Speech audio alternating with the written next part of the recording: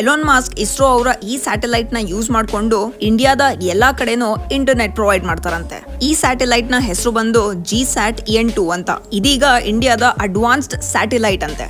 ಇದು ಬಂದು communication satellite. ಈ ಸ್ಯಾಟಲೈಟ್ ನ ಇಸ್ರೋ ಅವರ commercial arm new space India limited ಅವರು ರೆಡಿ ಮಾಡಿರೋದು. ಇದ್ರ ಕೆಪಾಸಿಟಿ ಬಂದು 48 Gbps. ಇದರಿಂದ ಇಂಡಿಯಾದ ರಿಮೋಟ್ ಏರಿಯಾಗಳಲ್ಲೂ ತೊಂದರೆ ಇಲ್ಲದೆ ಇಂಟರ್ನೆಟ್ ಆಕ್ಸೆಸ್ ಪ್ರೊವೈಡ್ ಮಾಡ್ತಾರೆ. ಅದ್ರ ಜೊತೆಗೆ ಕಮ್ಯುನಿಕೇಶನ್ ಸರ್ವಿಸಸ್ ಪ್ರೊವೈಡ್ ಮಾಡ್ತಾರೆ. ಆದ್ರೆ ಈ ಸ್ಯಾಟಲೈಟ್ ನ ಇಂಡಿಯಾ ಇಂದ ಅಲ್ಲ, ಎಲಾನ್ ಮಾಸ್ಕ್ ಅವರ space X company through Florida ಅಲ್ಲಿ ಲಾಂಚ್ ಮಾಡಿರೋದು. ಇದನ್ನ ಅಲ್ಲಿ ಯಾಕೆ ಲಾಂಚ್ ಮಾಡಿರೋದು ಅಂದ್ರೆ GSAT-N2 ವೇಟ್ ಬಂದು 4700 kgs ಇದೆ. ನಮ್ಮ ಹತ್ರ Max capacity take off load ಬಂದು ಬರೀ 4000 ಅಷ್ಟೇ. ಅದಕ್ಕೆ ಇಸ್ರೋ ಅವರು ಸ್ಪೇಸ್ ಎಕ್ಸ್ಗೆ $70 million ಪೇ ಮಾಡಿ ಅವ್ರ ಥ್ರೂ ಈ ಸ್ಯಾಟಲೈಟ್ ನ ಲಾಂಚ್ ಮಾಡಿದ್ದಾರೆ. ಎಲಾನ್ ಮಾಸ್ಕ್ ಅವರ Falcon 9 rocket through GSAT-N2 launch ಆಗಿದೆ.